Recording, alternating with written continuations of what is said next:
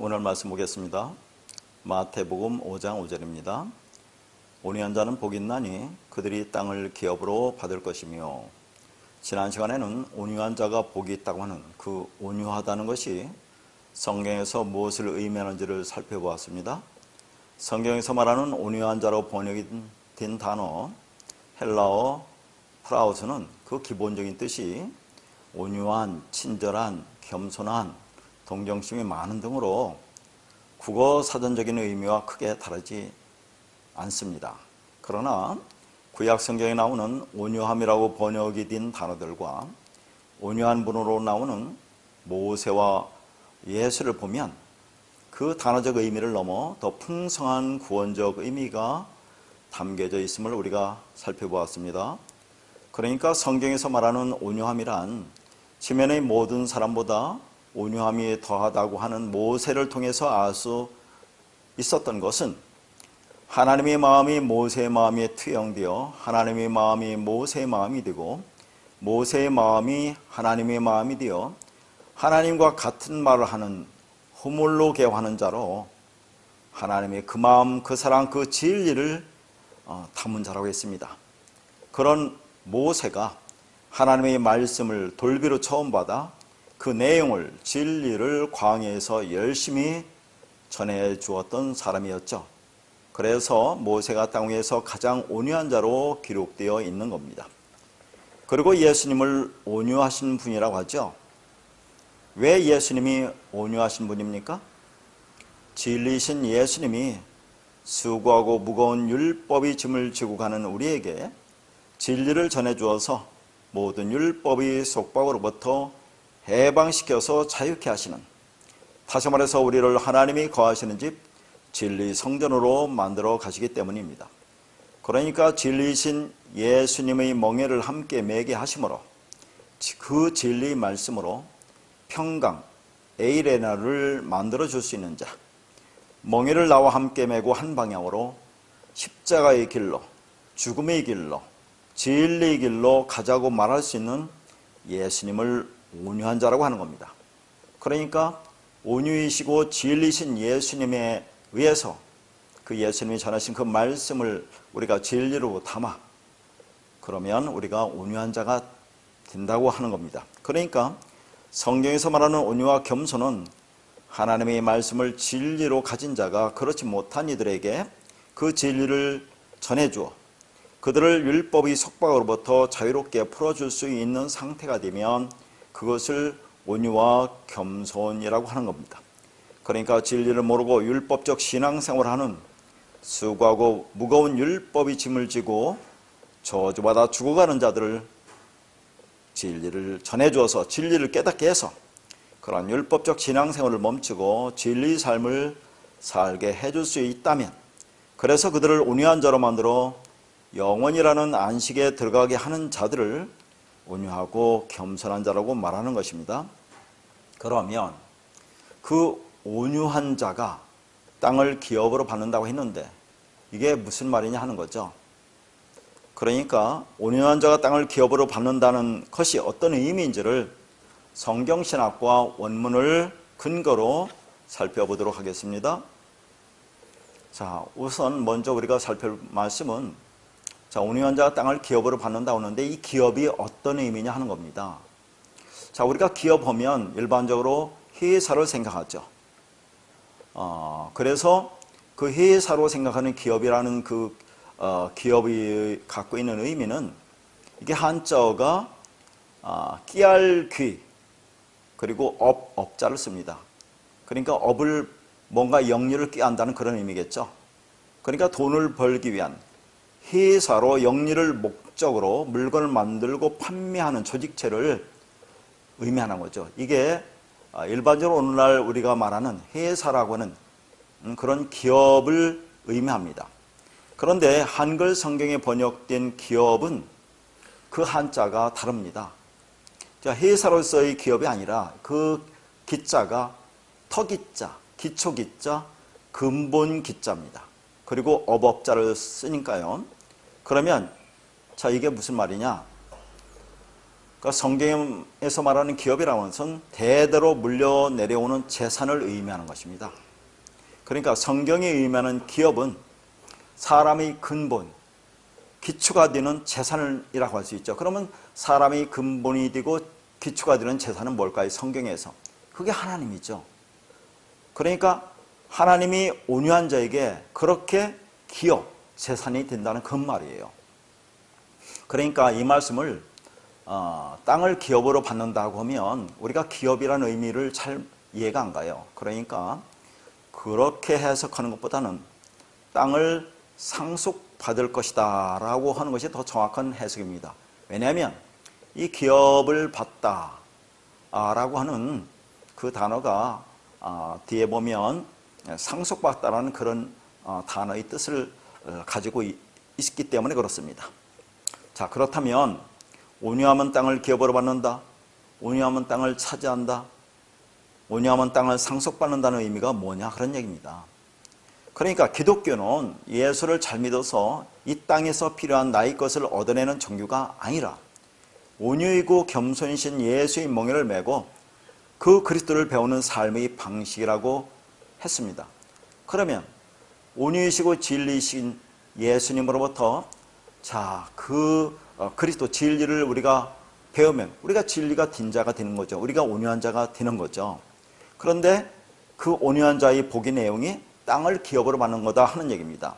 그러니까 이 말씀은 우리가 온유하면 물리적 의미에서 땅을 얻는다는 것이 아니라 온유함, 즉 하나님의 구속사가 펼쳐지고 있는 성도의 마음 상태를 말하는 겁니다. 다시 말해서 우리가 진리로 되어져가는 상태, 즉 하나님 나라로서의 땅의 회복이 되는 것을 의미합니다. 어떤 땅? 율법의 땅이 진리의 땅으로 되는 것, 이것을 의미한다 하는 말입니다. 쉽게 말하면 온유한 자가 하나님 나라로 하나님의 통치가 실현되는 땅이라는 거죠. 하나님의 통치, 하나님의 말씀, 그 말씀이 우리 안에서 실현되는 땅이다. 그러면 그 말씀으로 우리가 섬김을 받으면 우리가 그 나라가 되는 거죠. 즉 다시 말해서 천국이라는 땅이 된다는 그런 말입니다. 자, 성경이 말하는 땅의 회복은 곧 백성, 하나님의 백성의 회복을 의미한다는 것을 우리가 성경을 통해서 볼 수 있어요. 땅은 곧 사람이라는 것을 알 수 있습니다. 동북아 문명이나 히브리 문명에서 땅은 곧 사람이라고 생각했습니다. 그래서 땅이 황폐하다는 것은 인간의 마음이 황폐하게 된다는 것을 말하는 것이고, 땅이 풍요롭게 된다는 것은 인간의 마음이 풍요롭다는 것을 의미하는 거죠. 자, 그러면 성경에서도 이러한 사상이 그대로 나타나는 것을 우리가 보겠습니다. 자, 창세기 6장 11절에서 13절 그리고 17절만 보겠습니다. 그때에 온 땅이 하나님 앞에 부패하여 포악함이 땅에 가득한지라. 하나님이 보신즉 땅이 부패하였으니 이는 땅에서 모든 혈육 있는 자의 행위가 부패함이었더라. 하나님이 노아에게 이르시되 모든 혈육 있는 자의 포악함이 땅에 가득하므로 그 끝날이 내게 내 앞에 이르렀으니 내가 그들을 땅과 함께 멸하리라. 17절 내가 홍수를 땅에 일으켜 무릇 생명이 기운이 있는 모든 육체를 천하에서 멸절하리니 땅에 있는 것들이 다 죽으리라. 여기 보면 땅이 부패하고 포악하다는 그런 말을 혈육 있는 자의 행위가 부패하고 포악하다고 해요. 그러면 땅이 부패하고 포악하다? 혈육 있는 자의 행위가 부패하고 포악하다. 그러니까 이 땅이 혈육 있는 자라는 그런 말이라는 얘기죠. 그래서 그 땅을 육체와 함께 멸하겠다. 그런 말을 하거든요. 자, 그러면 이게 무슨 말이냐? 자, 여기서 가장 중요한 핵심은 땅과 혈육 있는 자가 같다는 그런 말입니다. 그러면 혈육 있는 자가 뭐냐 그런 얘기죠. 자, 그러면 먼저 그 11절과 12절을 보면 부패하다는 말이 나와요. 이 부패하다는 말이 샤하트라는 단어인데, 자, 이것이 13절과 17절에 보면 멸하다라는 단어가 나오죠. 그 단어도 샤하트입니다. 그러면 자, 부패하다는 것과 멸하다는 것이 같은 단어로 사용된 의미란 얘기죠. 그러니까 부패하다도 샤하트고 멸하다도 샤하트입니다.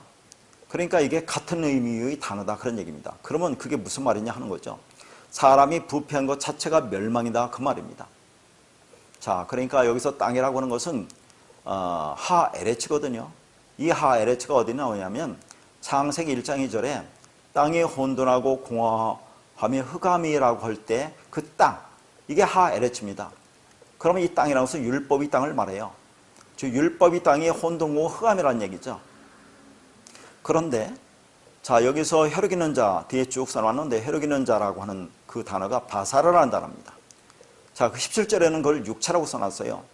혈육 있는 자, 육체, 이게 바사르인데 이게 앞에 보면 창세기 6장 3절에 보면 이걸 육신이라고 했는데 이게 바사르인데 뭐라고 하냐면 하나님이 영이 없는 것을 육신이라고 하는 거죠. 바사르, 육체, 혈육 있는 자라고 하는 겁니다. 그러니까 하나님이 영이 없다.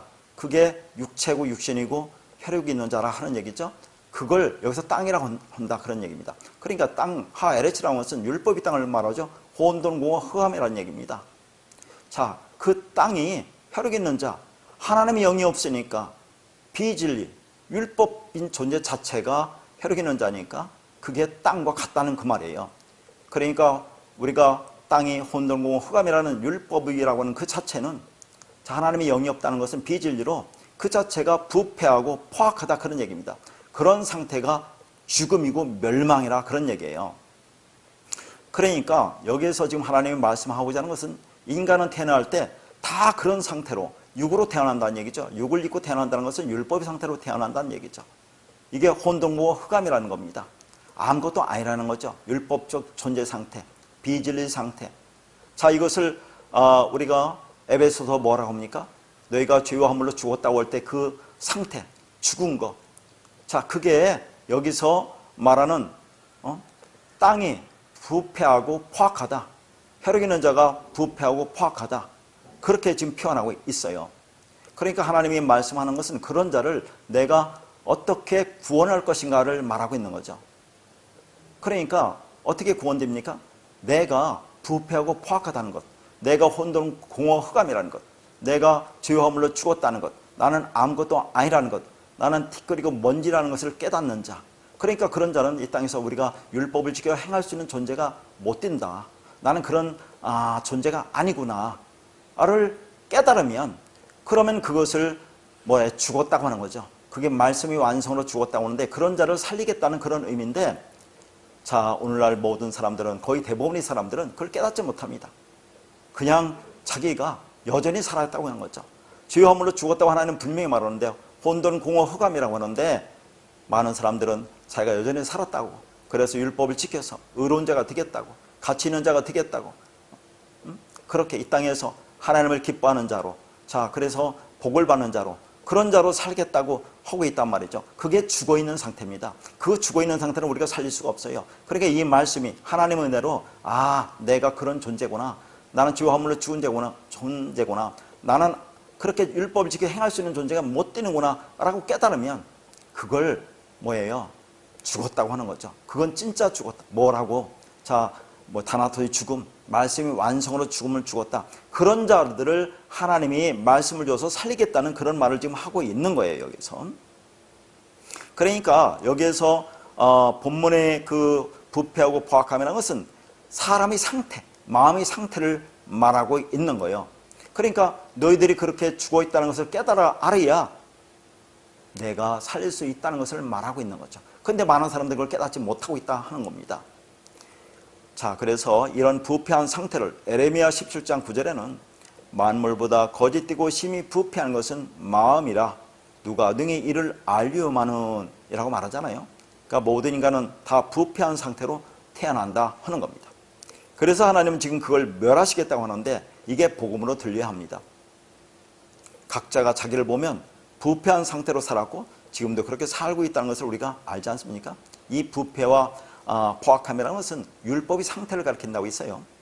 자, 율법의 상태에서, 자, 우리는 율법적 선악구조에서 모든 것을 둘러 판단하면서 나의 유익을 위해서, 나의 욕망을 위해서 살기 때문에 그게 부패하고 포악하다 그런 얘기입니다. 그러니까 그런 나를 살리려면 반드시 심판해서 죽여야 합니다.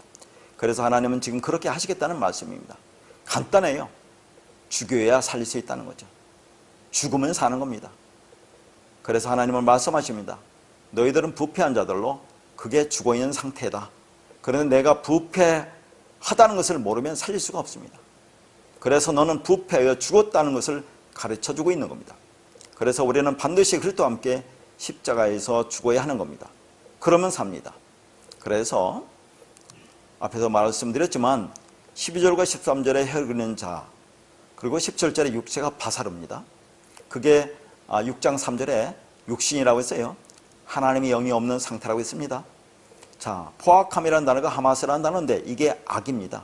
불의를 뜻하는 단어고, 13절에 끝날이라고 번역된 단어가 캐처라는 단어인데 이게 끝나라면 우주적 종말을 얘기하는데 그런 말이 아니에요. 한 사람의 종말, 한 사람의 죽음을 나타낼 때 사용하는 단어입니다. 그러니까 혈기는 자, 바사르는 하나님의 영이 없는, 성령이 거하지 않는 것으로 그게 육신, 바사르로 뭐라고 했어요? 그걸 그냥 짐승이라고 한다고 했어요. 그런 육체인 비진리 상태가 그게 악이죠. 하나님의 진리를 깨닫지 못하고 여전히 율법으로 보고 행하는 것을 악이라고 한다고 했어요. 그렇게 육을 입고 이 땅에 온 인간의 상태가 악, 포악이다, 그런 얘기죠. 그게 가득하다는 그 말입니다. 그게 부패한 것이고, 그래서 그걸 은혜로 깨닫게 되는 끝날이 이르렀다는 말입니다. 그렇게 우리가 어떤 존재인지 깨닫는 끝날, 종말, 개인적 종말이 와서 죽어야 살 수가 있는 겁니다. 우리는 자꾸 우주적 종말을 궁금해하고, 그렇게 우주적 종말이 언제 일어날 것인가, 그리고 나는 그렇게 죽으면 부활하면 어떤 모습으로 일어날 것인가, 이런 데에 대한 관심을 가져요. 그거 관심 가질 필요가 없습니다. 내가 어떻게 언제 죽느냐, 그리 하나님의 살 수가 있기 때문에 나의 개인적 종말에만 관심을 가지라 하는 얘기입니다. 그러니까 그렇게 개인적 종말에 와야, 그래서 죽어야 살릴 수가 있는 겁니다. 다시 말해서 죽어야 사는 겁니다. 그러니까 결국 우리 끝날 종말은 뭐예요? 나 육신의 생각에 죽는 비진리 상태인 율법적 선악 구조가 부서지고 진리로 거듭나는 날입니다. 그래서 그 끝날은 좋은 거죠. 그러니까 혈육이 있는 자, 바사로, 육체는 하나님의 영이 없는 비진리 상태로 그렇게 육을 입고 이 땅에 온 인간의 상태가 악, 포악이 가득한 것이고 그게 부패한 것이며, 그래서 그걸 하나님의 은혜로 깨닫게 되는 것이 끝날이 이르렀다는 그런 말입니다. 그렇게 우리가 어떤 존재인지 깨닫는 끝날, 종말이 와서 죽어야 살릴 수 있는 겁니다. 거듭 말해서 내가 죽어야 사는 거다, 그런 얘기죠. 자, 그래서 거기 17절을 보면 홍수를 일으킨다고 그러죠. 그래서 모든 육체를 땅과 함께 멸하겠다라고 얘기합니다. 그래서 요 창세기 6장 다음에 7장에 노아의 홍수 사건이 나오는 거예요. 노아의 홍수 사건이 뭡니까? 하늘에서 비가 내립니다. 비는 뭡니까? 물은 항상 말씀 진리를 가리켜요. 하늘에서 말씀 진리가 내립니다. 그런데 하나님은 그 말씀 진리를 보이는 것으로 줄 수밖에 없어요. 보이는 것을 율법으로 줄 수밖에 없어요.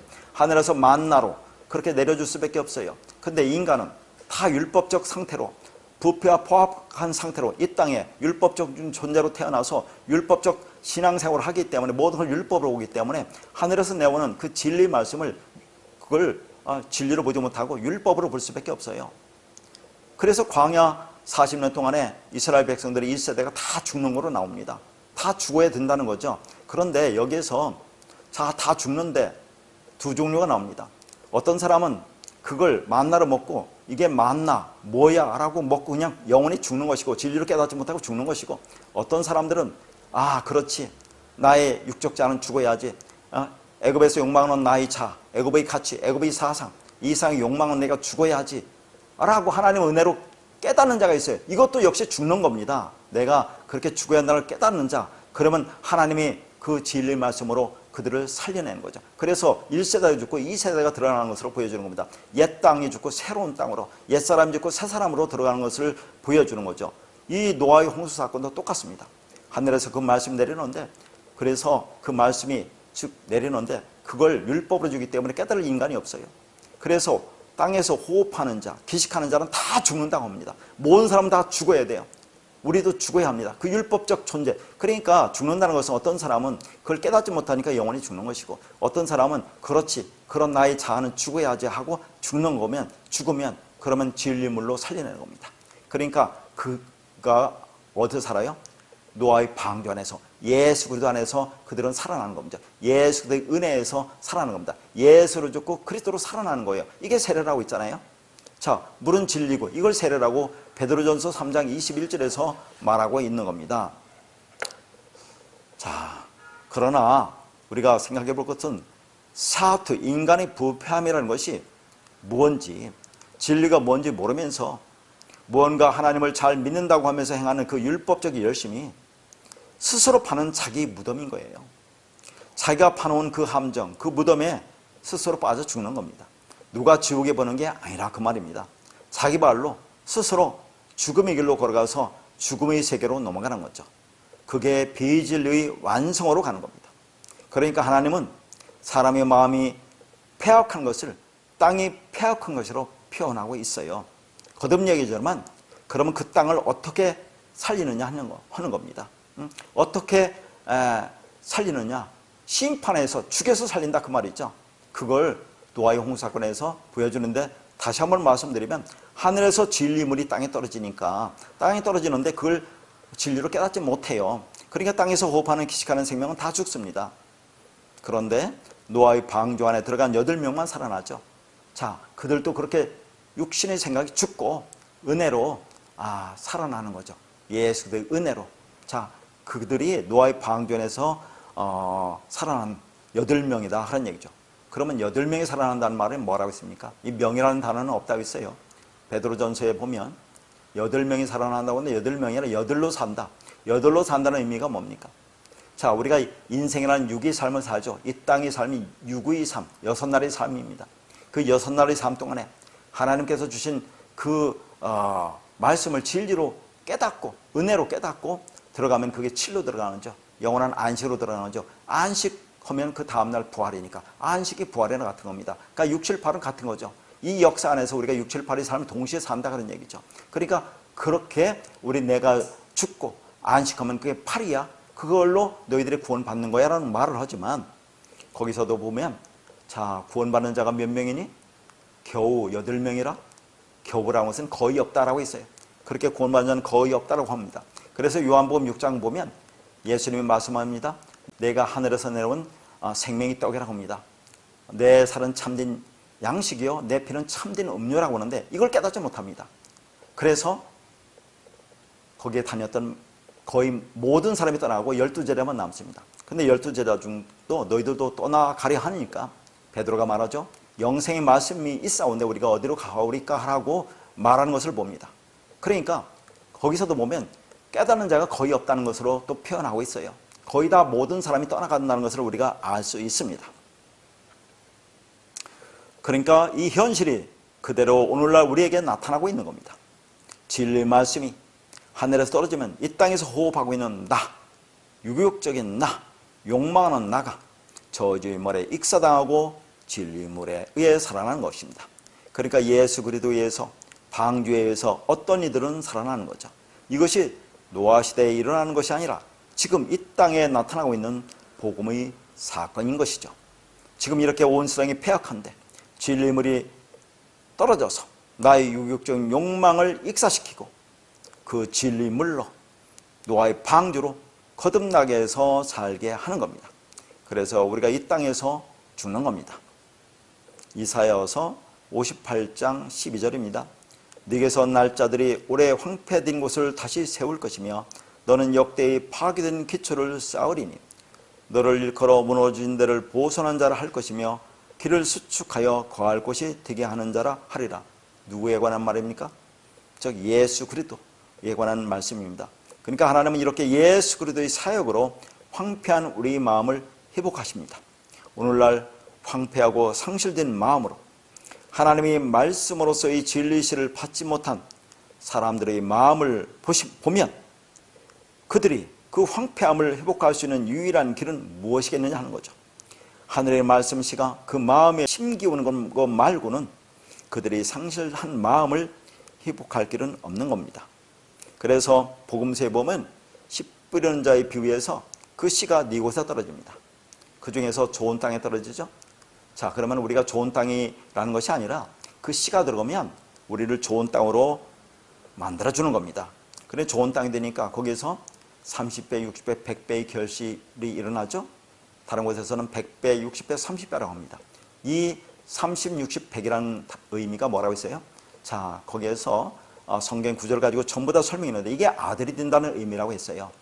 그러니까 자, 하나님의 말씀이 우리 안에 들어오면 내가 좋은 땅이 되는 것은 30배, 60배, 100배의 결실을 얻는다는 것은 내가 아들이 된다는 것을 말하고 있는 거죠. 그러니까 우리 마음이 좋은 땅이 되는 것이 아니라 인간의 마음은 본질적으로 어려서부터 악한 황폐한 땅입니다. 생명이 없는 바짝 마른 땅입니다. 그런데 그 땅이 살 수 있는 유일한 것은 하늘의 씨가 심겨져만 생명의 땅이 될 수 있어요. 그러니까 그 진리 말씀이 우리에게 떨어질 때 우리 마음이 황폐한 땅이라는 것이 자각이 되는 것이고, 그래서 그렇게 자각하는 자가 그 말씀으로 그 씨로 기름진 땅이 되는 것입니다. 그게 온유한 자입니다.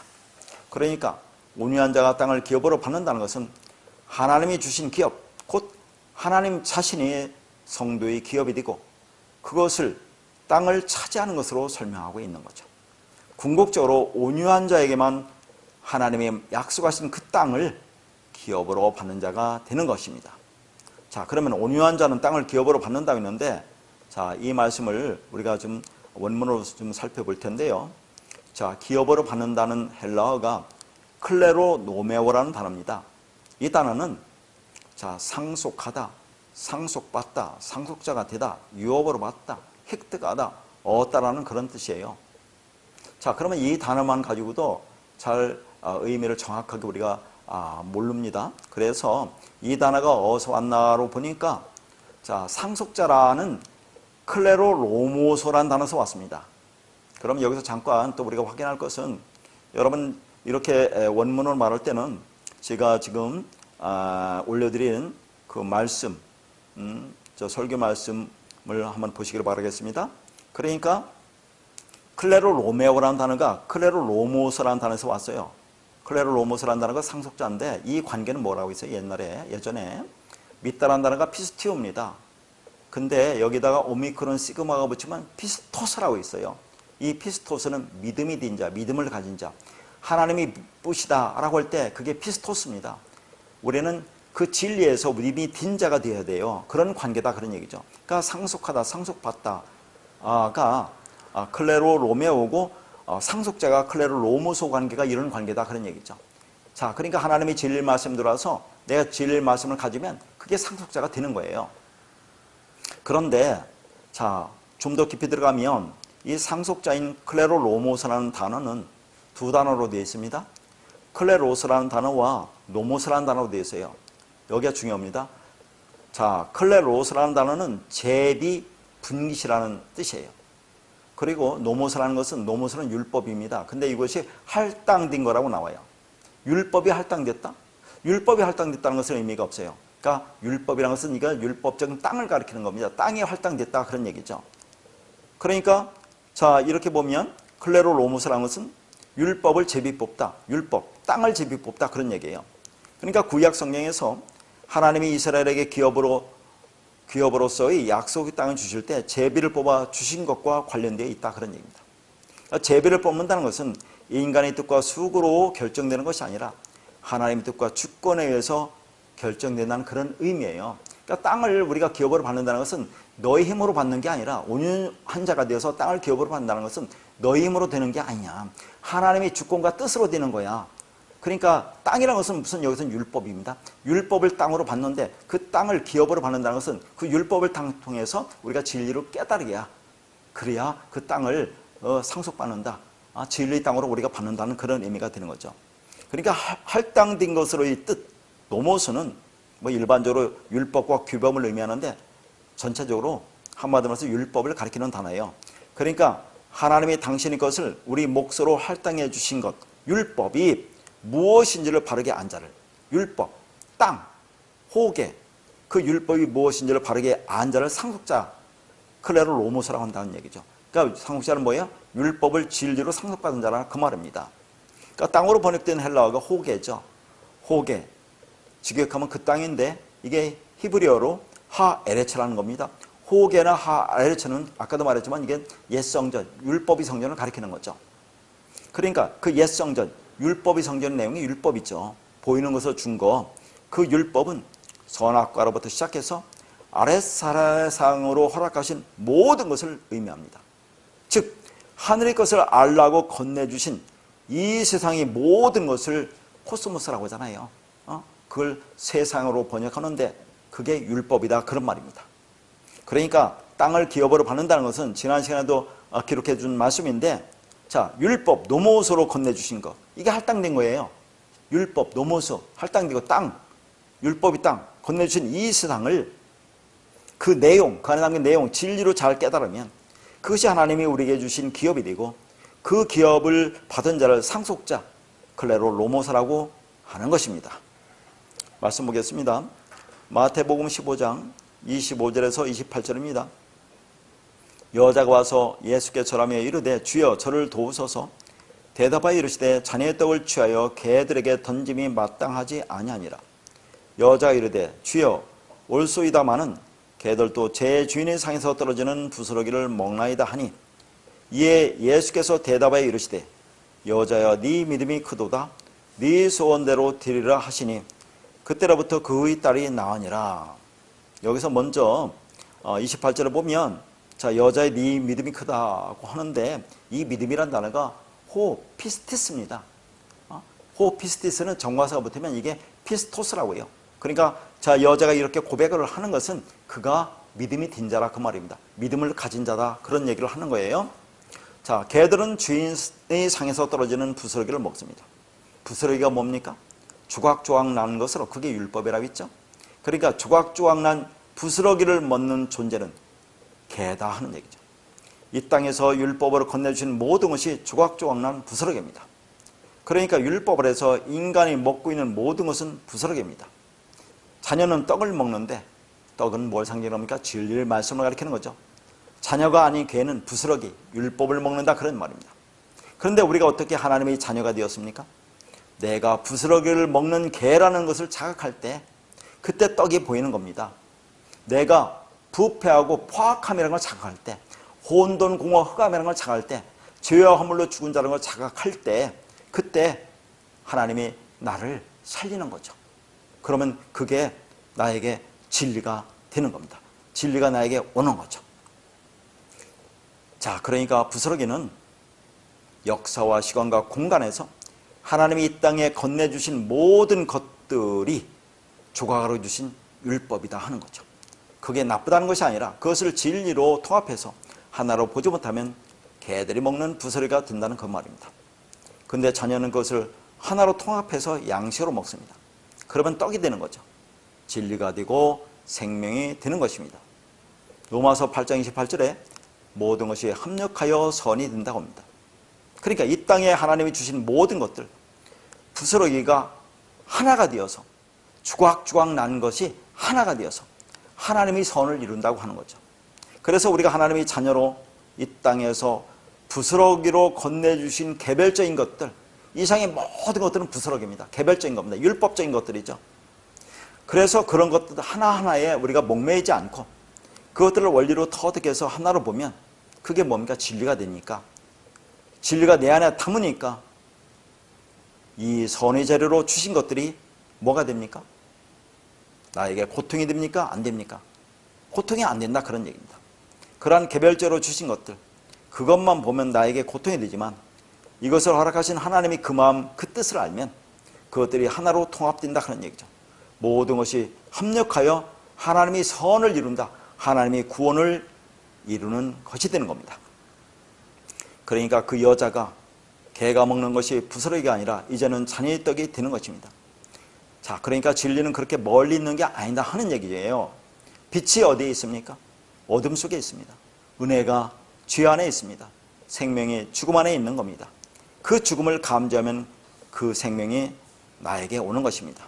우리를 볼 때 우리에게 밝은 면만 있는 것이 아니라 그 이면에 어둠이 있는데 진리는 그 밝은 면과 어두움을 하나로 통합합니다.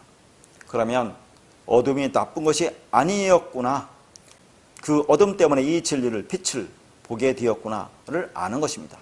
그때 내가 죽고 용서하는 존재가 되는 거죠. 죄가 멀리 떠나버린 존재가 되는 겁니다. 이것이 사람의 힘으로는 안 되죠. 그래서 예수가 십자가에서 죽고 보혜사 성령이 하나님의 은혜로 오셔서 우리에게 진리를 가르치고 설명해서 깨닫게 하시는 겁니다. 그래서 그렇게 깨달으면 그게 온유한 자고 진리가 된 자입니다. 그러면 세상을 용서하는 존재가 되는 거죠. 시편에 보면 땅을 차지하는 자들의 모습이 나옵니다. 시편 37편 9절과 11절과 22절과 29절 말씀을 봅니다. 진실로 악을 행하는 자들은 끊어질 것이나 여호와를 소망하는 자들은 땅을 차지하리로다. 그러나 온유한 자들은 땅을 차지하며 풍성한 화평으로 즐거워하리로다. 주의 복을 받은 자들은 땅을 차지하고 주의 저주를 받은 자들은 끊어지리로다. 의인이 땅을 차지하며 거기서 영원히 살리로다. 자 보세요. 9절에 보면 여호와를 소망하는 자들이 땅을 차지한다고 했죠. 11절에는 온유한 자들이 땅을 차지한다고 합니다. 22절에는 주의 복을 받은 자들이 땅을 차지한다고 그래요. 그리고 29절에는 의인이 땅을 차지한다고 하는 겁니다. 그러면 이게 다 같은 말이겠네요. 그러니까 하나님의 복을 받은 자들이 기업으로 받을 그 땅, 22절은 여호와 하나님을 소망하며 9절이고 주의 복을 받은 의인만이 살 수 있는 곳이며 29절이고 온유한 자만이 차지할 수 있는 곳이라고 하는 겁니다. 그게 11절이죠. 그렇다면 이 역사 속에 오고 가는 수많은 아담들 중에 그 땅을 차지하고 살 수 있는 자가 있을까요? 없을까요? 당연히 없겠죠. 성경에 의인은 없나니 하나도 없다고 했으니까요. 그러면 온유한 자에게 주어진다는 그 땅은 어떤 땅이겠습니까? 여호와가 주시는 땅은 의인만이 살 수 있는 땅입니다. 그리고 그 땅을 온유한 자가 받습니다. 그렇다면 마음이 온유한 자가 의인이라는 말인데 이 상에 의인은 없나니 하나도 없다고 했습니다. 그 말은 이 상에 온유한 자 또한 한 사람도 없다는 그런 말이 됩니다. 그렇게 스스로 온유한 자가 있을 수 없고 스스로 의인이 자가 있을 수 없으며 그래서 스스로 땅을 차지하고 살 수 있는 자도 하나도 없다는 말입니다. 그럼에도 성경에는 온유한 자나 의인으로 칭해지는 자들이 등장합니다. 그들은 어떻게 그리 된 겁니까? 이 세상에 오직 유일한 의인이자 온유한 자이신 예수 그리스도 안에서 그렇게 된 겁니다. 그들이 온유한 자가 되어 땅을 기업으로 받는 것이죠. 그러니까 땅은 상으로 주어지는 것이 아니라 이 땅에서 우리가 열심히 그렇게 헌신, 봉사, 충성하니까 상으로 주어지는 것이 아니라 하나님의 복을 받은 자들, 하나님의 복이 무슨 복입니까? 생명의 복이죠. 그 생명의 복을 받은 자들이 자 진리 말씀 들어서 그 진리가 내가 되면 그게 생명이 되니까 그런 자들이 온유한 자가 되어 땅을 기업으로 받는 것입니다.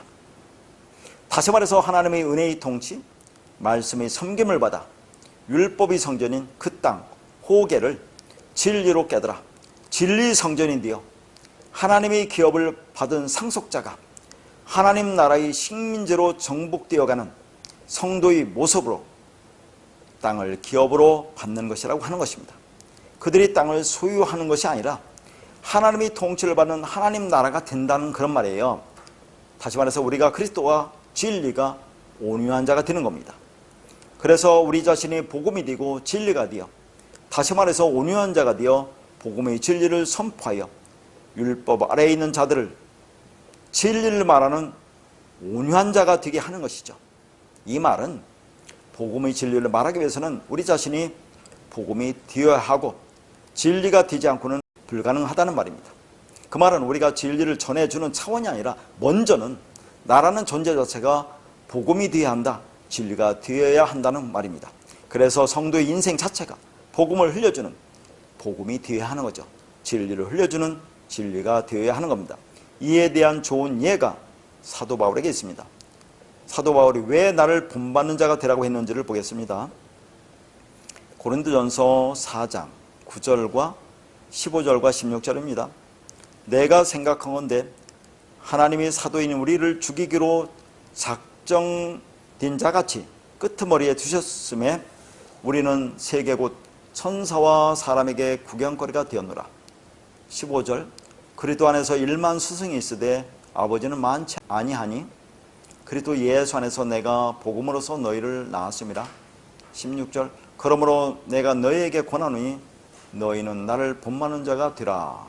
사도 바울이 지금 고린도 교회를 향해서 너희는 나를 본받는 자라고 되라고 하죠. 그러면 지금 사도 바울이 자신을 본받으라는 그 말이 무슨 말이냐 하는 얘기죠. 무엇을 본받으라는 그런 말이냐 하는 겁니다. 자, 거기 보면 9절부터 13절까지 쭉 기술되고 있는 것이 뭐냐면 전도자의 고난이 나옵니다. 그러면 그 전도자의 고난을 본받으라는 것이냐 하는 거죠. 그러나 복음 때문에 고생하는 바울을 이해하고 그렇게 너희도 복음을 전하며 고난을 받아야 한다는 말이 아니라 하나님의 말씀에 장악당하여 그리스도의 노예로 진리 말씀에 끌려가는 성도의 역사 속 실존, 그것을 본받으라는 그런 말입니다. 그러니까 예수 믿고 구원받는 성도의 실존이 무엇이냐 하는 거죠. 예수에 의해서 그리스도란 진리에 장악당하여 그분의 노예로 끌려가는 삶인 것이죠. 그렇게 그리스도의 복음을 받은 자들의 삶이 이 세상 사람들이 보기에 그리스도의 통치를 받으며 끌려가는 노예로 보인다는 그런 말입니다. 지금 바울이 끄트머리에 있고 세상에게 구경거리가 되었다고 하죠.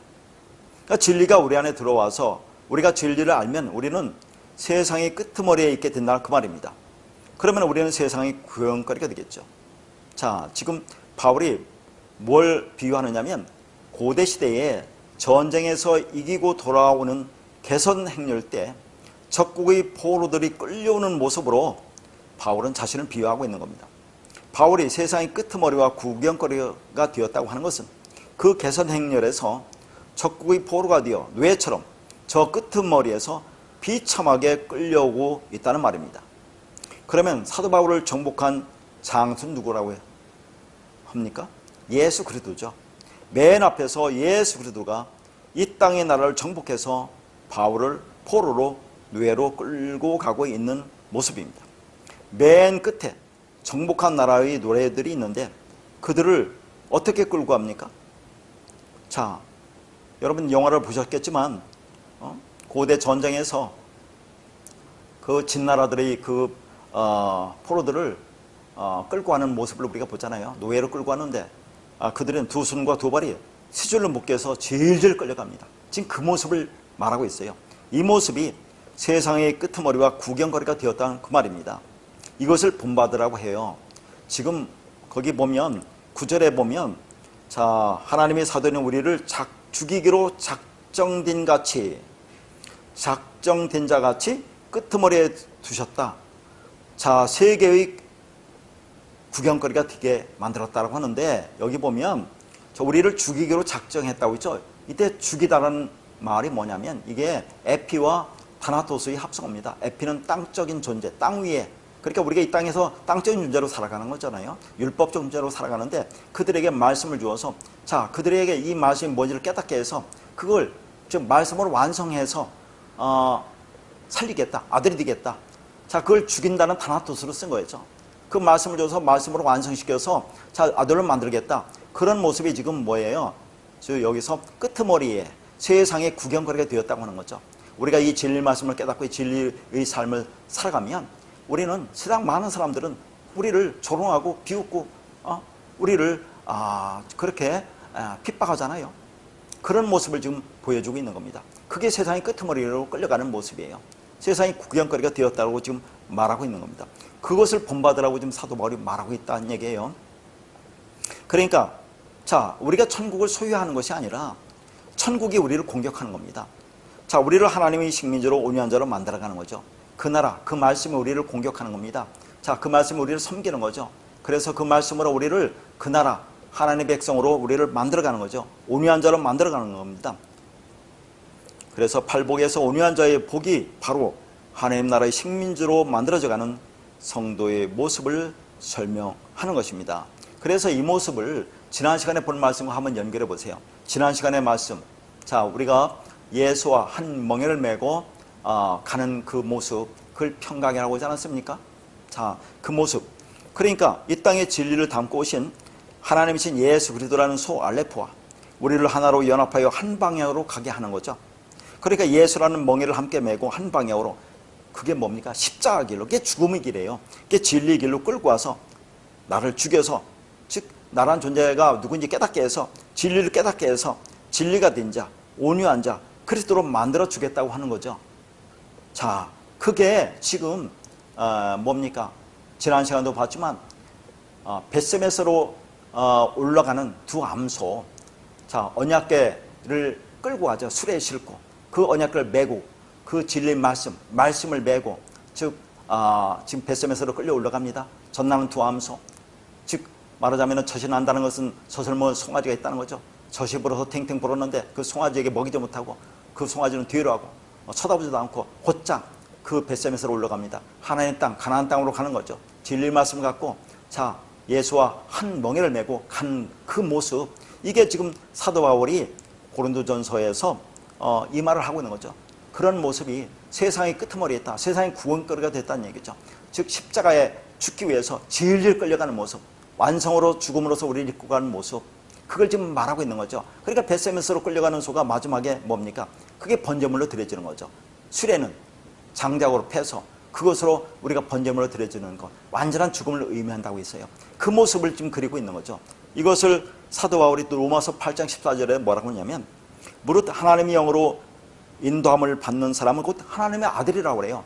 여기서 인도함을 받다는 단어, 아구라는 단어인데, 이것은 우리를 묶어서 질질 끌고 가는 겁니다. 어디로 끌고 갑니까? 십자가로 끌고 갑니다. 거기에 죽여서 우리를 살리려고 십자가로 끌고 간다는 그 말과 똑같은 말이죠.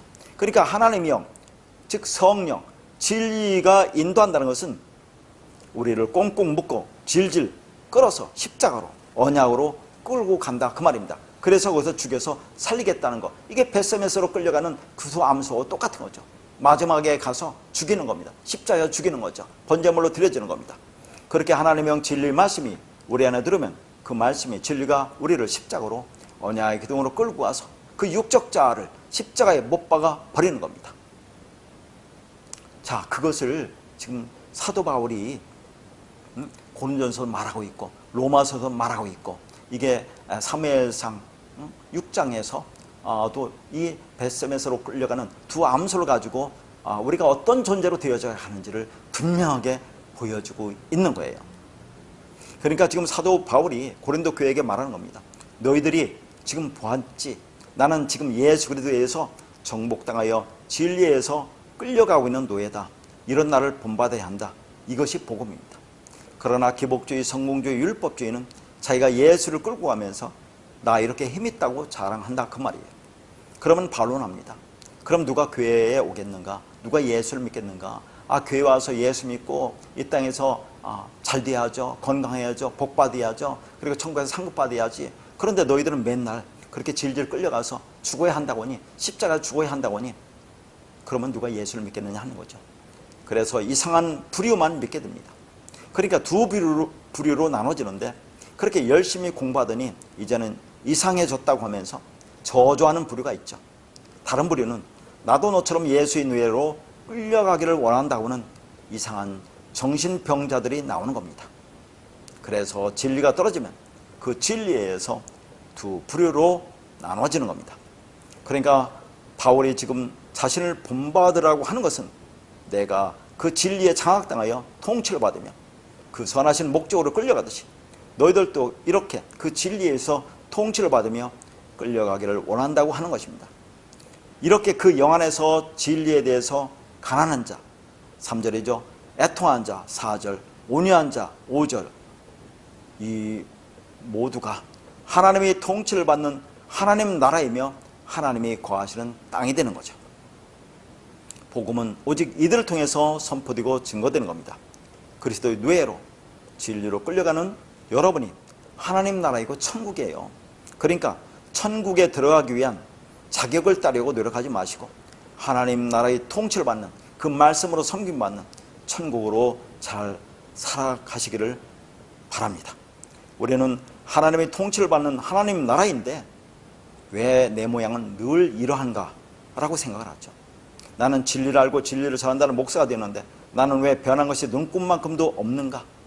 그런 자각이 일어나는데, 그런 자각이 바로 변하다, 그런 얘기죠. 그게 죄와 허물로 죽었다는 사실을 깨닫는 겁니다. 우리는 그렇게 그런 존재야. 그러니까 이 변화라고 하는 것은 우리가 열심히 말씀을 지켜서 내가 무슨 성화를 이루고 그런 변화를 말하는 게 아니에요. 그렇다고 해서 그게 전혀 없는 게 아니죠. 아까 세례가 뭐라고 했습니까? 자, 노아의 방주에서 홍수가 내릴 때 그걸 세례라고 했죠. 세례라고 하는 것은 육체의 더러움을 제어해 가는 것이 아니라 뭐라고 했습니까? 하나님을 향한 선한 양심이 간 거라고 했어요. 육체의 더러운 것을 우리가 이게 성화를 이룬다고 그것을 재우려고 하는 게 아니라 하나님을 향한, 하나님이 우리가 진리를 깨달았으면 그게 신들이라고 했죠. 하나님 된 자들이라고 했잖아요. 그들은 끊임없이 진리를 추구해서 향해 간다, 그런 얘기입니다. 그 나라로 그 진리를 추구해 향해 갈 때 그 진리가 나를 이끌어가는 거죠. 자, 예수라는 그 명화 맬 때 예수라는 그 진리가 뭐예요? 나를 끊임없이 그 죽음의 길로, 그 길로 이끌어갑니다. 진리의 길로 이끌어가요. 그러면 이 땅에서 우리는 조금씩 그 삶이 죽어간다는 것을 우리는 깨닫게 되는 거죠. 그게 똑같은 벳세메스로 올라가는 것이고, 지금 사도 바울이 말한, 고린도전서 말한 세상의 끄트머리, 구경거리가 되는 그런 상태로 우리가 보여지게 된다, 그런 말인 것입니다. 그러니까 우리가 진리를 알면 알수록 자신의 죄와 허물에 대해서 더 많이 자각을 하게 되는 거죠. 그런 이질적인 나의 모습을 보면서 아파하고 때로는 괴롭죠. 그래서 진리 말씀이 요청되는 겁니다. 이런 나를 도와달라고, 이런 나를 살게 해주세요. 그런 하나님의 통치를 받으며 살아가는 거죠. 그게 지금 말한 똑같은 말을 하고 있는 겁니다. 계속해서 하고 있는 거죠. 그 말씀으로 이끌려가는 자, 그 말씀에 대해서 내가 장악당하여 죽음의 길로 십자가로 가는 자, 그걸 말하고 있는 거죠. 그러니까 다시 한번 사도 바울이 자신을 본받으라는 말 속에는 또 어떤 말이 있습니까? 사도 바울이 그 진리를 지금 깨달았어요. 우리가 말씀을 받으면 나라는 존재가 누군지 알으면 그게 진리를 깨닫다고 하는 거죠. 그걸 우리는 다나토 죽음을 죽었다고 하는데 그때부터 그게 완성이에요. 그러면 그 죽음을 깨달으면 우리는 완성이지만, 자, 그렇다고 해서 그게 다 논리적으로 완성이지만 완성된 게 아니라는 얘기라고 했잖아요. 홍해를 건너서 세례를 받고 광야에 가서 광야 사람 동안 우리가 양육을 받지 않습니까?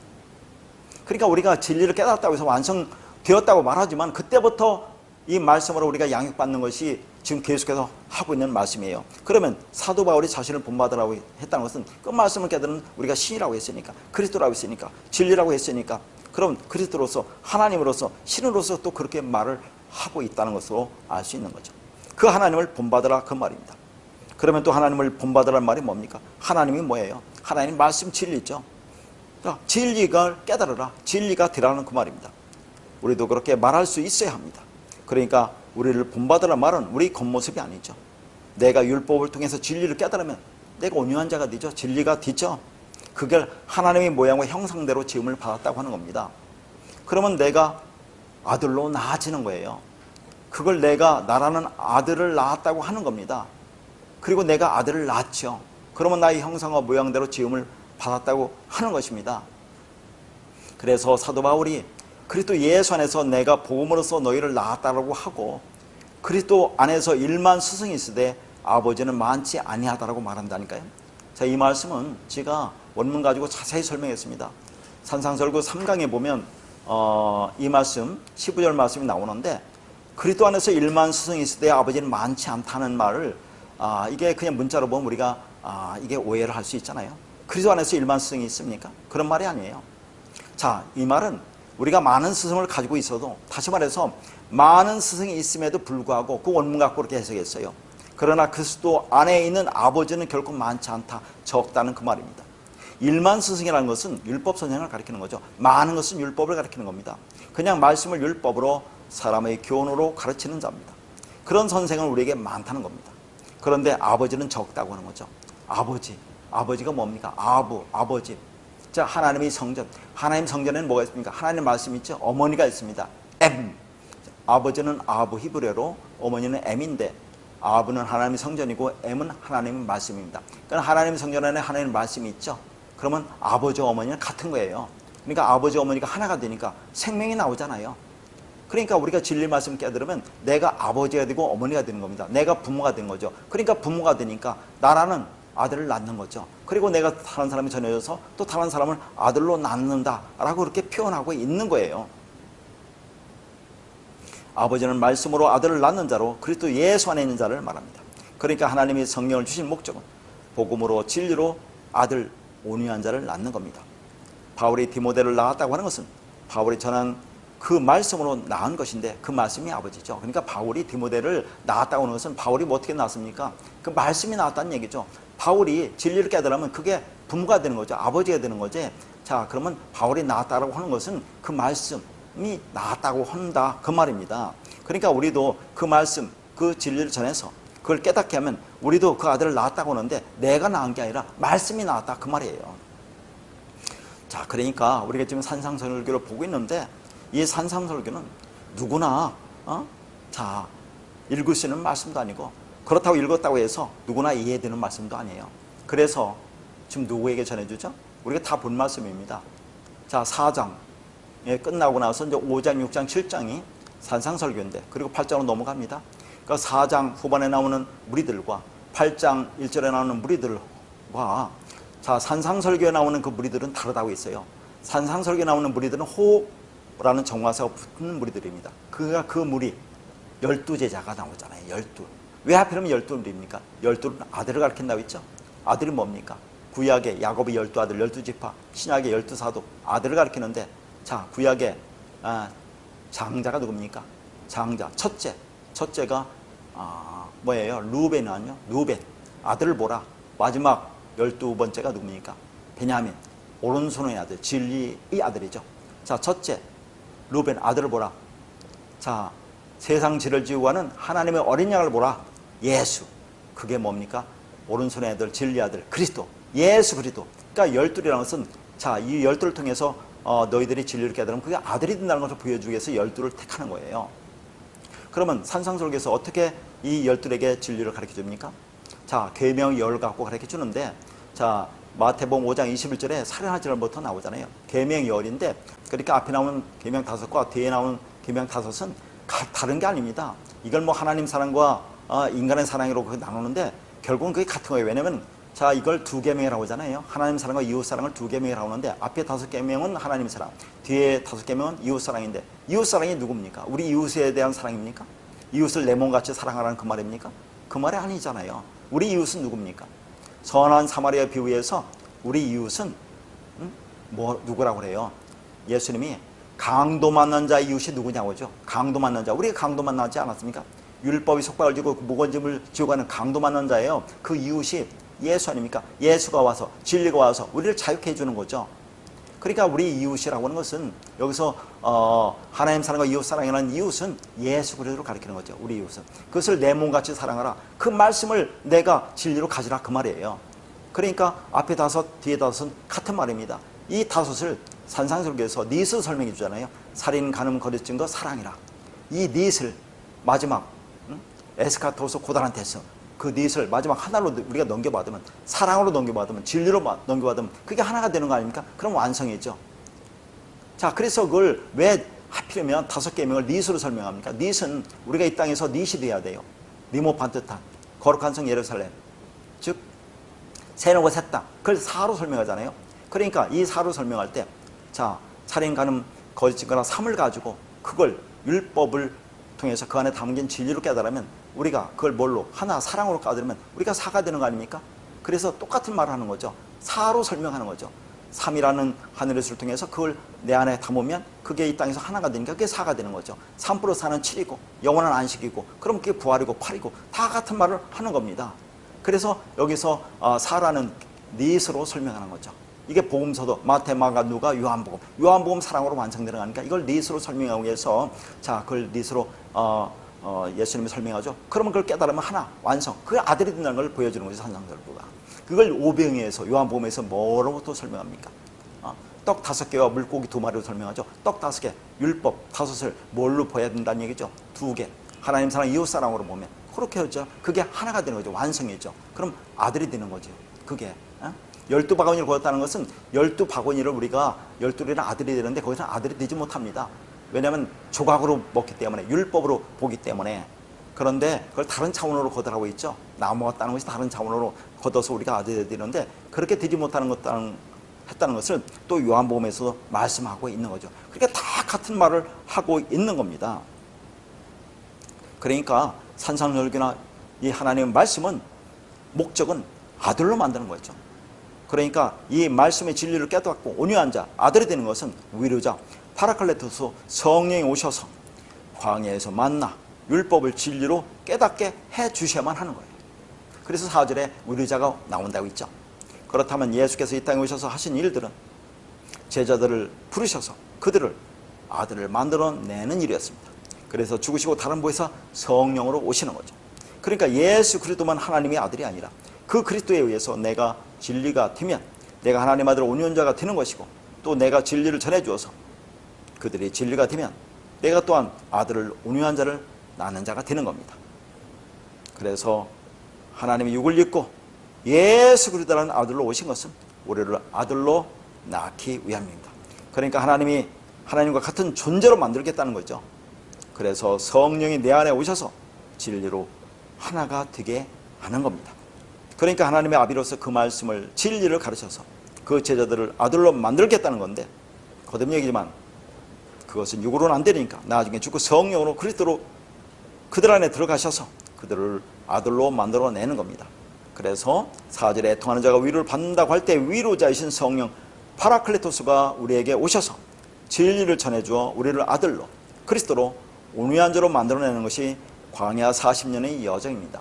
그런데 자, 지난 시간에 이 말씀을 하면서 제가 여러분한테 설명 안 드린 게 있더라고요. 자, 무슨 말이냐면 지난 시간에 우리가 이제 광야로 가잖아요. 자, 광야로 가서 6월절 어린 양의 죽음을, 예수의 죽음을 통해서 우리가 홍해를 건너서 광야로 가는데, 자, 예수의 죽음을 통해서 홍해를 건널 때 이게 세례라고 했죠. 예수와 함께 쭉 그리스도로 살아나서 광야로 가서 40년의 여정을 보낸다고 했어요. 그것을 자, 요한계시록에서는 뭐라고 했습니까? 여자가 남자아이를 낳는다는데 여자가 누굽니까? 여자가 우리예요. 자, 율법적 존재가 전부 다 여자라고 하는 겁니다. 여자가 예수를 낳는다는 것은 뭐라고 했어요? 자, 즉 6월절 어린 양이 죽고 예수가 죽고 그리스도로 와서 우리가 진리를 깨달으니까 예수를 낳았다고 한다고 했어요.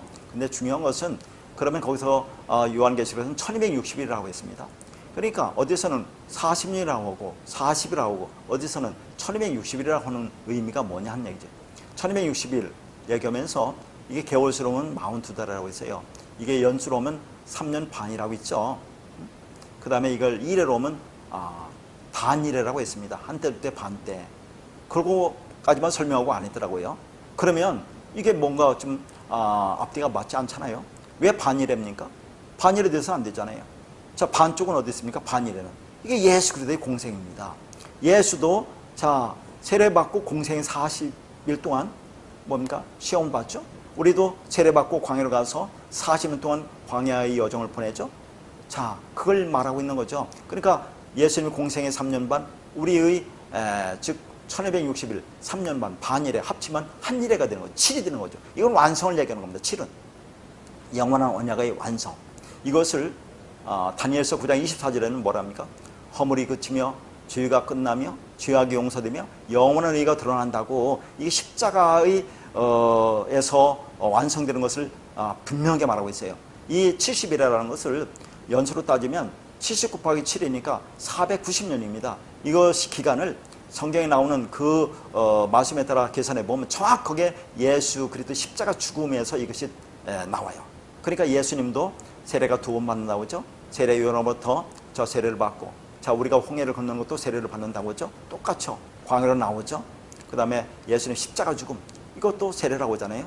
너희가 내가 마시는 잔을 마시며 내가 받는 세례를 받겠느냐. 똑같이 반반. 자, 예수 반, 우리 반. 그러니까 예수 그리스도라는 반과 나라는 반이 둘이 합치면 하나가 되잖아요. 이게 성수에서 지성 들어갈 때, 즉 휘장에 예수 육체가 찢어져서 죽으면서 우리가 하나가 연합되어서 지성소 들어가죠. 약속의 땅 가나안 땅에 들어가서 완성이 되는 겁니다. 아들로 완성된다는 것을 보여주는 거죠. 그러니까 예수라는 반쪽과 나라는 반쪽, 하나님이라는 반과 나라는 반, 그게 내가 진리게 되면 반반돼서 연합돼 하나가 되니까 이게 완성이라고 했어요. 이게 죄가 사라졌다, 멀리 보내졌다라고 하는 그 말을 지난 시간에 생략을 해서 다시 말씀드리는 겁니다. 자, 그러니까 우리가 아주 온유한 자가 되면 땅을 기업으로 받는다고 했어요. 그럼 온유한 자가 돼서 땅을 기업으로 받는 것은 우리 힘으로 되는 게 아닙니다. 자, 이 기업이라는 것은 하늘나라, 그 나라를 받는 거죠. 우리가 이 땅에 육을 입고 왔습니다. 그러면 이 땅에 있는 그런 율법적 존재로서 이 세상이라는 땅에 살고 있는 이 존재가 우리가 기업으로 하늘나라를 받으려면 이 땅을 하나님이라는 땅을 우리에게 물을 자, 기업 물을 자가 필요해요. 그럼 기업 물을 자는 예수 그리스도가 이 땅에 그래서 오시는 겁니다. 그 예수를 통해서 하나님 주신 이 세상 율법을 진리 내용으로 이해하고 깨달아서 땅을 기업으로 받는 자가 되는 겁니다. 레위기 20장 24절입니다. 내가 전에 너에게 이르기를 너희가 그들의 땅을 기업으로 받을 것이라. 내가 그 땅 곧 젖과 꿀이 흐르는 땅을 너희에게 주어 유업을 삼게 하리라 하였노라. 나는 너희를 만민 중에서 구별한 너희 하나님 여호와니라. 여기서 뭐라 하냐면 하나님이 너희가 그들의 땅을 기업으로 받을 것이라고 이제 말씀을 하고 있거든요. 그러면서 그 땅을 젖과 꿀이 흐르는 땅인데 이것도 설명하자면 끝이 없으니까 그냥 넘어갑니다. 젖이라는 것도 저 어린아이가 젖 먹는다고 할 때 율법을 가리키고 꿀은 변질시키는 것으로서 달달하게 변질시키는 것으로 이것도 율법을 가리키는데 그렇다고 해서 젖이 여기서는 율법이 아닙니다. 최상의 기름을 가리킬 때도 있어요. 이게 진리와 꿀이라는 것은 진리와 율법. 그러니까 그 나라는 진리와 율법이 하나가 되는 겁니다. 그래서 가나안 땅에서는 하늘에 내는 비를 담지 못한다고 그래요. 그러니까 천수답입니다. 하나님만 바라보는 그게 가나안 하나님 나라의 삶이에요. 이제 그걸 이제 가리키는 건데 자 여기서는 그냥 간단하게 보고 넘어갑니다. 그러니까 문제는 이 기업은 우리가 우리 힘으로 얻지 못하고 우리 기업을 얻게 해줄 기업 물을 자가 필요하다 그런 얘기예요. 기업 물을 자라는 것은 이제 우리가 계속 볼 텐데 이 기업 물을 자가 구약에서 계속 예표된 것이고 곧 성도의 기업이신 예수 그리스도를 의미하는 거죠. 그래서 구약에서 기업을 물으는 것을 구속하다, 속량하다는 뜻으로 히브리어로 가알이라는 단어를 씁니다. 그러니까 예수 그리스도가 우리의 가알이십니다. 구속자, 기업 물을 자다 하는 거죠. 기업 물은다 하는 거 계속 봅니다. 그러니까 예수가 모든 환난으로 주어진 율법의 세상에서 우리를 건지신 구속자죠. 야곱은 자신을 모든 환난에서 건지신 하나님을 이렇게 고백합니다. 창세기 48장 16절입니다. 나를 모든 환난에서 건지신 여호와의 사자께서 이 아이들에게 복을 주시오며 이들로 내 이름과 내 주상 아브라함과 이삭의 이름으로 칭하게 하시오며 이들이 세상에서 번식되게 하시기를 원하나이다. 여기서 모든 환난에서 건졌다고 할 때 건졌다는 단어가 가알입니다. 이 가알이라는 이 동사는 다시 사다, 도로 찾다, 속량하다, 구속하다, 무르다, 근친 역할을 행하다, 근친 역할, 권리의 의무를 행하다, 보복하다 그런 의미입니다. 다시 말해서 자기 친족을 어려움이나 위험에서 구하다라는 그런 의미가 있어요. 자, 그러니까 이것이 이스라엘의 고엘 제도로서 예수 그리스도의 사역을 예표합니다. 그러니까 여기서 이제 무르다라고 하는 것은 자 우리가 우리 개념으로 무르다는 건 뭡니까? 이게 성경 무르다고 우리 무르다는 반대예요. 우리는 물건을 샀을 때 이게 마음에 안 들으면 무르다고 하는 거죠. 다시 돈으로 받는 걸 무르다고 하는데 성경에서는 반대입니다. 우리가 돈이 없어서 어떤 물건을 팔았습니다. 팔았는데 자 나는 여전히 그것을 찾아올 힘이 없지만 내 친족이나 나와 친족 중에서 힘 있는 사람이 이걸 돈을 주고 다시 사오는 거 이걸 무르다라고 하는 거예요. 이것이 자 기업을 무르다는 예수 그리스도를 예표하는 거거든요. 기업이라는 것은 하나님 땅을 얘기를 하잖아요. 진리 땅. 근데 우리가 이 땅에 와서 율법 땅 속에 살잖아요. 이 세상이라는 땅 속에. 그러면 우리는 원래 하나님 나라로 가야 되는데 그 땅을 기업 물을 자가 누굽니까? 예수 그리스도가. 그래서 이 땅에 오셔서 십자가에 죽으시고 그 진리 그리스도로 우리 안에 들어와서 우리를 진리가 되게 하잖아요. 같이 죽음으로써 우리가 그 나라로 가게 하는 것. 그게 기업 물을 자라 그런 얘기입니다. 그러니까 성경에서 가을로 사용된 용례를 보면서 우리 구속자이신 예수가 우리를 어떻게 구속했는지를 우리가 볼 텐데요. 예수가 우리 구속자가 되었다는 것은 구속이 되셨다는 것은 하나님이 주신 기업을 예수가 죽으심으로 우리에게 건네주셨다는 겁니다. 출애굽기 6장 6절입니다. 그러므로 이스라엘 자손에게 말하기를 나는 여호와라 내가 애굽 사람의 무거운 짐에서 너희를 빼내어 그들의 뇌역에서 너희를 건지며 편팔과 여러 큰 심판들로서 너희를 속량하여 이 속량하다가 가알이란 단어입니다. 그런데 이 무르다라는 단어를 것을 가장 잘 알 수 있는 것은 룻기입니다. 룻기 3장 13절입니다. 이 밤에 여기서 머무르라 아침에 그가 기업 물을 자의 책임을 네게 이행하려 하면 좋으니 그가 그 기업 물을 자의 책임을 행할 것이라. 만일 그가 기업 물을 자의 책임을 네게 이행하기를 기뻐하지 아니하면 여호와께서 살아 계심을 두고 맹세하노니 내가 기업 물을 자의 책임을 네게 이행하리라. 아침까지 누워 있을지니라 하는지라. 이 말은 뭡니까? 이 말은 룻기에 나오는 나오미, 보아스, 룻의 이야기입니다.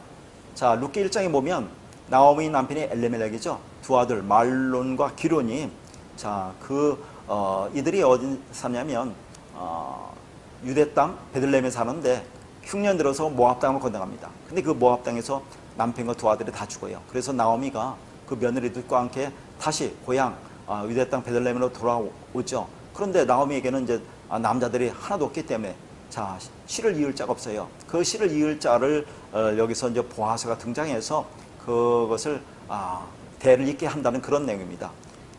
그러니까 가할 고엘 제도라는 것은 친족이 부당한 피해를 당할 경우에 그 근죽을 위해 복수할 뿐 아니라 그 친족이 남에게 팔린 땅을 도로 찾아주거나 노예로 팔린 친족을 도로 사서 자유를 주며 심지어 친족이 미망인과 결혼하여 대를 이어줄 의미가 있었던 거죠. 여기서 그러니까 보아스가 나오미 며느리 룻을 통해서 대를 이어주는 것을 보여줍니다. 이게 기업 물을 자가 이게 가을이라는 그런 말이에요. 그래서 룻기의 결론은 이렇게 끝납니다. 룻기 4장 13절 그리고 16절과 17절입니다. 이에 보아스가 룻을 맞이하여 아내를 삼고 그에게 들어갔더니 여호와께서 그에게 임신하게 하심으로 그가 아들을 낳은지라. 나오미가 아기를 받아 품에 품고 그의 양육자가 되니 그의 이웃 여인들이 그에게 이름을 지어주되 나오미에게 아들이 태어났다 하여 그의 이름을 오벳이라 하였는데 그는 다윗의 아버지인 이새의 아버지였더라. 그러면 어떻게 됩니까? 족보를 보세요. 다윗 아버지가 이새죠. 이새의 오벳, 오벳의 보아스입니다. 이게 누구를 가리키는 겁니까? 예수 그리스도의 계보예요. 그러니까 이 기업 물을 자가 보아스 등장하지만 결국 누가 기업 물은다는 거예요? 예수 그리스도가 기업 물을 자가 된다는 것을 말하고 있는 겁니다. 자, 마지막으로 히브리서 1장 2절입니다. 이 모든 날 마지막에는 아들을 통하여 우리에게 말씀하셨으니 이 아들을 만유의 상속자로 세우시고 또 그로 말미암아 모든 세계를 지으셨느니라. 아들, 즉 예수 그리스도가 온 세상의 상속자가 된다는 것은 이 세상은 오직 그 아들을 통해서만 회복된다는 얘기죠. 이 아들이 누굽니까? 기업 물을 자. 우리가 원래 하늘나라 그 땅, 그 나라에 있었는데 이 땅에 왔으니까 그 기업 물을 자, 원래 이 땅으로 되돌아가게 할 자는 예수 그리스도 통해서만 회복된다 그런 얘기입니다. 그러니까 예수 그리스도가 첫 창조 때 함께 하셨듯이 두 번째 창조, 즉 구원을 완성한다는 거죠. 첫 창조, 두 번째 창조. 자, 옛 땅, 처음 하는 거 첫 땅, 그거 새 하늘과 새 땅으로 해주는 것은 기업 물을 자, 즉 예수 그리스도가 그렇게 모든 것을 완성한다는 것을 보여주고 있는 거죠. 성도에게는 이 역사가 환란으로 감지됩니다. 이 환란은 물리적인 환란이나 고생이 아니라 이 율법의 세상이 예수 그리스도가 아니고는 도무지 소망이 없는 세상인 것을 안다는 거죠. 그런데 예수 그리스도가 환란의 세상에서 나를 건지신 구속자라는 것을 알게 됩니다. 그래서 예수 그리스도가 우리의 기업 물을 자라는 것을, 상속자라는 것을, 모든 환란에서 건지신 자라는 것을 고백하게 되는 거죠. 이렇게 온유한 자는 하나님 나라가 세워지는 땅이 되고 하나님의 기업이 됩니다. 그래서 그에게는 운명처럼 주어진 예수의 멍에가 있는 거죠. 그 멍에 메고 예수와 함께 율법으로 만들어진 환란의 세상을 잘 통과하시기를 바랍니다. 그것이 성도의 안식이며 위로이며 기쁨이고 세상에게 자랑해야 할 복음의 내용인 것입니다.